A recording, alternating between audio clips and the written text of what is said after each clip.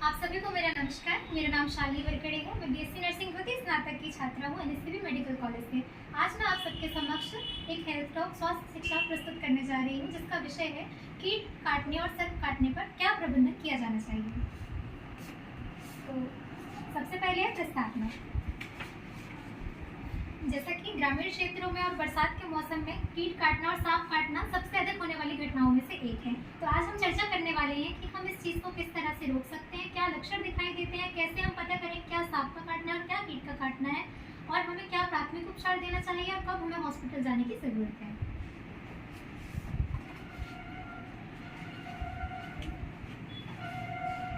सबसे पहले नहीं यही से बता।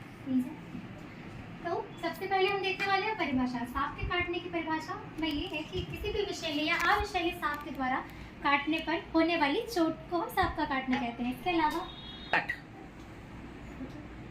क्या बताना है? स्टार्ट। तो हम देखेंगे परिभाषा, सांप के काटने की परिभाषा। सबसे पहले कोई भी विषैला या अविषैला सांप होता है जिसके काटने से जो भी चोट होती है उसे हम सांप का काटना कहते हैं।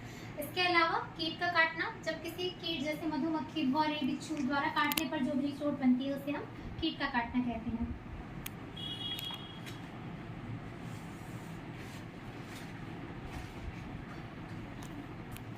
अब हम देखेंगे सांप के काटने पर होने वाले लक्षण।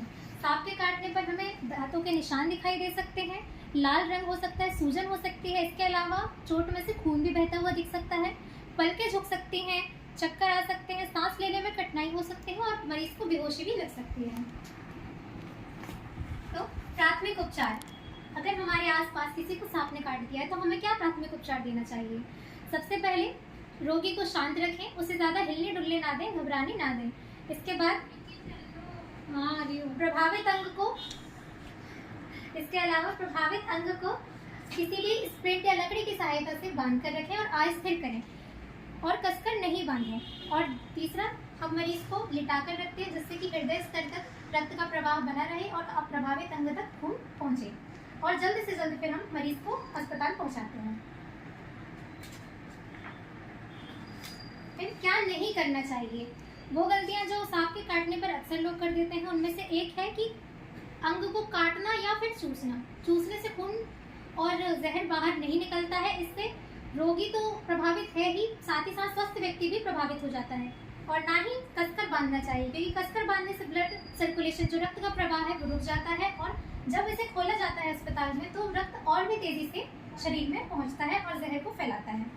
फिर तीसरा, हमें जड़ी बूटी और बर्फ का इस्तेमाल नहीं करना है और अपने पास की कोई भी दवा दारू मरीज को नहीं देनी है, क्योंकि इससे मरीज ना ही ठीक होगा, उल्टा उसकी जो भी जटिलताएं हैं और बढ़ जाएंगी।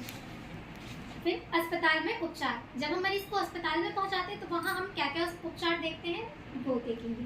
सबसे पहले ASV, एंटी स्नेक वेनम का हम इस्तेमाल करते हैं, जो कि जहर को कम से कम करने में मदद करता है। जो भी जहर हमारे शरीर में पहुंच चुका है उसे धीरे धीरे ये कम करता है। और 3 स्टार। इसके अलावा सांस लेने में कठिनाई होना, जो हमने लक्षणों में देखा था, उसके लिए भी यहाँ पर हमें ऑक्सीजन की सुविधा मिलती है, जिससे हमें मरीज को कठिनाई होने पर जल्द से जल्द ऑक्सीजन प्रोवाइड कर सकते हैं।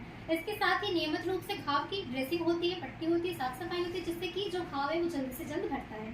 और इसके अलावा जो भी आवश्यक जांचें हैं, निगरानी है, उसमें मरीज को रखा जाता है, जिससे होने वाली जटिलताओं को रोका जा सकता है, कम किया जा सकता है।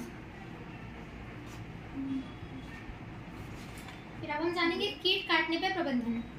स्टार्ट। कीट काटने पे प्रबंधनों में सबसे पहला है कि कीटों को पहचानना कि कौन से कीट हानिकारक हैं और कौन से नहीं हैं। तो सामान्य कीटों में हमारे आसपास पाए जाने में है भौरा, मधुमक्खी, मकड़ी, बिच्छू और चींटी, और मच्छर भी, जो कि हमारे वातावरण में सबसे अधिक पाए जाते हैं और बीमारियों का कारण बनते हैं। इसके बाद हम जानेंगे कीट काटने के लक्षण। लक्षणों में कीट काटने वाले स्थान पर डंक मिलना, सूजन आना, लाल पड़ना और निशान दिखना, ये सारे हमारे कीट काटने के लक्षण हैं। फिर प्राथमिक उपचार, अगर हमारे आसपास किसी को कीट ने काट दिया है तो हमें क्या उपचार करना चाहिए। सबसे पहला, अगर हमें डंक दिखाई दे रहा है तो डंक को सावधानीपूर्वक निकालना है और साबुन की मदद से उस अंग को धुलना है। उसके बाद उस पर ठंडी सिकाई करने पर बर्फ को सीधा उस अंग पर नहीं रखना है, उसे किसी पॉलिथीन या बैग में रखकर और फिर उससे सिकाई करना। और अगर लक्षण कम नहीं होते दिखाई देते हैं तो फिर आपको चिकित्सक सलाह लेनी है। लोशन और क्रीम या टैबलेट जो भी डॉक्टर ने दिया है उसका इस्तेमाल करना है। और अगर फिर भी आप ठीक नहीं हो रहे हैं, आपके लक्षण कम नहीं हो रहे हैं, आपको चक्कर आना, बेहोशी आना, कमजोरी होना, उल्टी होना, इस तरह के लक्षण दिखाई देते हैं तो आपको मरीज को अस्पताल में पहुंचाना है। इसके अलावा अब हम जानेंगे कि कीट काटने और सांप काटने के लिए हम क्या क्या बचाव कर सकते हैं। सबसे पहला, जूते पहनना। खेत में काम करते समय हमें जूते पहनने चाहिए। हमें पूरे कपड़े पहनने चाहिए, फुल स्लीव्स जिसे हम कहते हैं, पूरी आस्तीन के कपड़े पहनने चाहिए। इससे मच्छरों के काटने का और कीटों के काटने का खतरा बहुत कम हो जाता है। इसके अलावा रात में हमें टॉर्च का इस्तेमाल करना है। घर के आसपास कूड़ा कचरा जमा नहीं होने देना है क्योंकि ये कीटों और मच्छरों को पनपने के लिए स्थान देता है। इसके अलावा हमें मच्छरदानी का नित्य प्रयोग करना चाहिए। अब हम जानेंगे निष्कर्ष।